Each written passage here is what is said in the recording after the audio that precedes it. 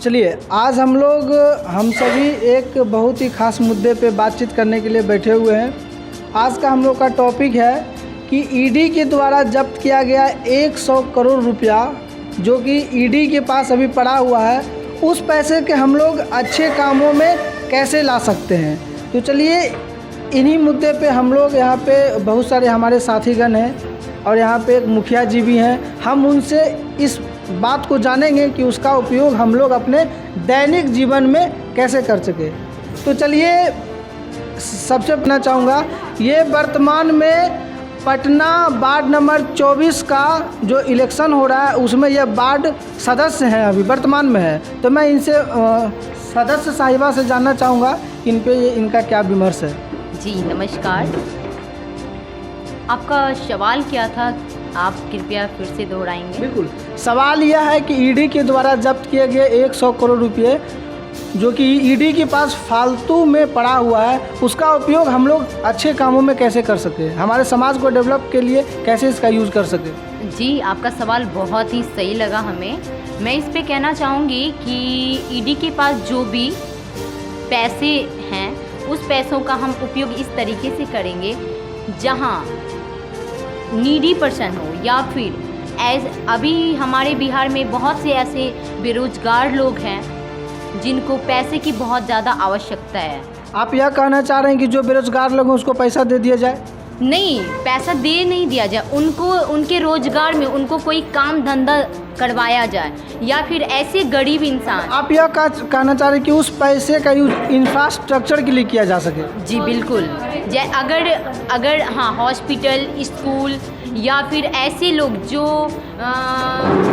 जिनके हाथ पैर नहीं हैं, जो कोई उनके पास पैसे नहीं हैं या फिर हाथ पैर नहीं है, उनको छोटा छोटा कोई ऐसा काम करवा दिया जाए जिससे वो अपना भरण पोषण कर सके। चलिए लवली सिंह का जो है कहना बहुत अच्छा रहा। अब हम लोग जानेंगे हमारे वर्तमान में जो हमारे पंचायत के मुखिया जी हैं, तो मुखिया जी से हम जानना चाहेंगे कि यह पैसा का यूज यह किस प्रकार करेंगी। अगर सर्वप्रथम आपको 20 करोड़ रुपया ईडी के द्वारा दिया गया, उसका यूज आप किस प्रकार अपने समाज में कीजिएगा? जी, अगर मुझे 20 करोड़ रुपए मिलते हैं तो मैं हर जगह थोड़ा थोड़ा पैसा यूज़ करना चाहूँगी। जैसे कि अभी पटना के कई सड़कें ख़राब है, वो बनवाना मुझे ज़्यादा ठीक रहेगा कि पहले गड्ढे वगैरह या जो भी प्रॉब्लम है रोड्स इंफ्रास्ट्रक्चर। मैम बात यह है कि ये तो सरकार का काम है, उसका सरकारी फंडिंग इशू होगा। यहाँ पे आपको 20 करोड़ रुपया दिया जा रहा है, उससे सड़क नहीं बन सकता। पता चला कि वो 20 करोड़ रुपया सड़क बनने में ही ख़त्म हो गया। नहीं, तो मैं ऐसा नहीं कह रही हूँ कि मैं सिर्फ सड़क बनवाने में ही अपना सारा पैसा खर्च कर दूंगी। मैं आपको एक कार्य बताइए जिसमें वो पैसा यूज करे और उसका लाभ हमारे और आपके पंचायत के व्यक्ति को मिले। तो हमें लगता है कि शायद अभी के टाइम पे जो एम्प्लॉयमेंट है, जो रोज़गार है, उनको ज़्यादा ज़रूरत है पैसे की। उन पे आप भी ये चाह रहे हैं कि सबसे पहले जो है रोज़गार के लिए कोई ऐसा केंद्र बनाया जाए ताकि वह हमारे जनता जो है, जो गरीब जनता है, जो कमाने के लिए एक राज्य से दूसरे राज्य में जाते हैं, उनको हमारे पंचायत में ही कमाने का अवसर मिले। आप यह कहना चाह रहे हैं मैम? जी बिल्कुल बिल्कुल। चलिए इनका बहुत अच्छा जवाब दिया। अब हम लोग जानेंगे हमारे साथ बैठी हुई इकोनॉमिक्स के प्रोफेसर शिखा जी हैं। हम अभी इनसे जानेंगे कि इनका क्या ओपिनियन इस पे रहता है। मैम मान लीजिए आपको ईडी के द्वारा 30 करोड़ रुपये दिए जाते हैं, तो आप उस पैसे का यूज़ किस प्रकार करेंगी? मैं तो इस प्रकार यूज़ करना चाहूँगी, हॉस्पिटल वगैरह में ज़्यादा, हॉस्पिटल वगैरह में मतलब जैसे एम्प्लॉयमेंट ये सब को यूज़ होना चाहिए। और स्कूल वगैरह जैसे गांव में स्कूल ये सब नहीं है तो वहाँ पे अवेलेबल करवाना चाहिए।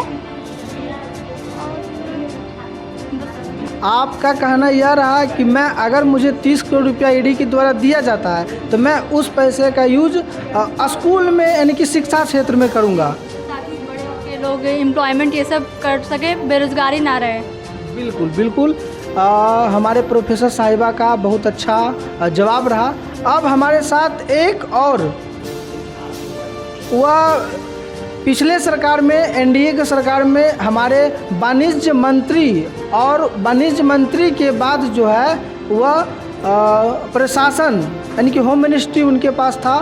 तो हमारे साथ एक स्पेशलिस्ट कन्हैया जी जुड़ रहे हैं, वो बताएंगे कि उनसे मेरा सीधा सा सवाल यह रहेगा सबसे पहले कि ईडी के पास जो पैसा पड़ा हुआ है वह पैसा क्यों पड़ा हुआ है। चलिए कन्हैया जी आप बताइए। सबसे पहले तो जो पैसा ईडीओ के जो पास पड़ा हुआ है, शायद हमारे ख्याल से अभी तक ज़्यादा लोगों को उसकी जानकारी नहीं है, इसके कारण से जो है वो पैसा अभी तक वहाँ पे पड़ा हुआ है। बिल्कुल। तो सर आप ये बताइए कि अब तो हम लोगों को जानकारी हो चुकी है, तो उस पैसा का यूज हम लोग किस प्रकार कर सकते हैं। मेरे ख्याल से उस पैसे का यूज सरकारी हॉस्पिटल में करना चाहिए, क्योंकि उसमें जो गरीब लोग होते हैं वो लोग प्राइवेट हॉस्पिटल में नहीं जा पाते हैं, उनके पास पैसा की कमी होती है, तो इसलिए उस पैसा का यूज सरकारी हॉस्पिटल में करना चाहिए, क्योंकि गरीब से गरीब लोगों को इलाज हो सके और उनकी मदद हो सके। मैं रुकना चाहूँगा सर, मैं बता देना चाह रहा हूँ हमारे बिहार में हर पंचायत में हर प्रखंड में एक हॉस्पिटल का निर्माण हो चुका है। जी नहीं, मेरे पंचायत में तो अभी तक कोई वैसा योजना ही नहीं आया और ना ही बना है। बोल रहे हैं कि गरीबों के लिए हॉस्पिटल में ही करना चाहिए। मान लीजिए मेरे गांव में नहीं, दूसरे पंचायत में है, तो इसलिए मैं कहना चाहता हूं कि उस पैसे का यूज सरकारी हॉस्पिटल में ही हम करेंगे, क्योंकि उस हॉस्पिटल में गरीब से गरीब लोग आएंगे। एक और समस्या हम लोग के सामने अक्सर आती है कि मान लीजिए डॉक्टर हॉस्पिटल में आते हैं, पेशेंट भी हॉस्पिटल में पहुंचते हैं, लेकिन जो डॉक्टर के द्वारा दिया गया मेडिसिन होता है, जो मेडिसिन पुर्जा पर लिखा जाता है, वो हॉस्पिटल में ना दे करके बाहर से मंगाना पड़ता है। तो इस पर आप क्या कहना चाहेंगे। कहीं ना कहीं मुझे लगता है कि उस पैसा का यूज़ जो है वो मेडिसिन को उपलब्ध कराने में सरकार को करना चाहिए। इस पर आपकी क्या राय है। वही तो बोल रहे हैं, सरकारी हॉस्पिटल मतलब कोई भी दवा लाना हो, सुई लाना हो, पानी लाना हो, ब्लड लाना हो, उस पैसे का यूज सरकारी हॉस्पिटल में रहे, ताकि सब जो दवाइयाँ हैं, ब्लड है, सब चीज़ वहाँ पर उपलब्ध रहे, ताकि उसके कमी के वजह से किसी का मृत्यु न हो। बिल्कुल, यही हम कहना चाहते हैं। तो सर बहुत अच्छा बात कहे हैं। अब हमारे बीच जो है एक तो ऐसा माना जा रहा है, एक और हमारे साथ जो है अभी जस्ट हमारे पास आए हैं, वो इन्फॉर्मेशन मेरे पास नहीं था, तो पीयूष जी हमारे साथ जुड़ रहे हैं, वो हमें बताएंगे। ये पंचायत समिति के अध्यक्ष हैं।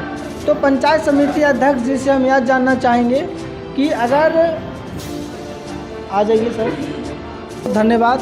और मैं कैमरामैन विजीत भूषण बाबू से यह विनम्र प्रार्थना करूंगा कि हमारे पंचायत समिति अध्यक्ष जी को बातों को गौर से रिकॉर्ड करें और जनता को सुनाएं। बताइए सर। ईडी के पास 100 करोड़ रुपया पड़ा हुआ है सर, तो आप इसको कैसे देखते हैं। अगर सरकार के पास 100 करोड़ है, आपके अकाउंट में 50 करोड़ आ जाते हैं, तो उसका उपयोग आप सबसे पहले किस क्षेत्र में करेंगे। का उपयोग पहले हम अपने गांव के जो हॉस्पिटल ये सब बनवाने में करेंगे, उसके बाद एजुकेशन पे हमारा पूरा ध्यान जाएगा। अगर एजुकेशन ही रहेगा तो सारा व्यवस्था सही रहेगा। अगर एजुकेशन रहेगा तो बच्चे डिसिप्लिन में रहेंगे। मेन डिसिप्लिन ही देश को महान बनाता है, ऐसे आप सुने थे आप। अगर डिसिप्लिन है तो लाइफ में आप सक्सेस कर सकते हैं। मैं भी सारा मिला जुला कर डिसिप्लिन आ रहा है। डिसिप्लिन एजुकेशन रहने से ही आता है। अगर आप इलिटरेट हैं तो आपके पास डिसिप्लिन नहीं होगी, इसी वजह से पहले एजुकेशन। ये भी बात सही है। अलकत गगरी छलकत जाए वाला कहावत आज सत्य होने जा रहा है। कहा गया है कि जिनके पास संपूर्ण ज्ञान है वो अलग हमारे सोसाइटी में पहचान दिलाते हैं, जिनके पास ज्ञान नहीं है वो हमारे समाज में अलग अपना रोल निभाते हैं। जिनके पास आधा अधूरा ज्ञान है वही सब ऐसा काम करते हैं। मान लीजिए अकाउंट में पैसा आया है पंचायत भवन का निर्माण के लिए, तो उस पैसा का गमन किसने किया। तो आप लोगों ने अभी देखा, हम लोगों ने तरह तरह के मुद्दों पर कई यहाँ पे स्पेशलिस्ट आए हुए थे, अभिभावकगण थे, हमारे दर्शक थे, सबसे हम लोगों ने बात किया। तो ये सवाल एक आप लोगों से भी बनता है, कैमूर न्यूज़ दर्शकों से भी बनता है। आप लोग भी इसका जवाब दीजिए कि मान लीजिए ईडी के द्वारा 100 करोड़ रुपया अगर हैं और हम लोगों के अकाउंट में, जनता के प्रतिनिधित्व के अकाउंट में अगर आते हैं, तो उसका उपयोग किस प्रकार वो कर सकते हैं। ये सवाल आप पे बनता है, आप इनका जवाब अवश्य दीजिए। और कैमरामैन विजीत भूषण के साथ कन्हैया कुमार का न्यूज़।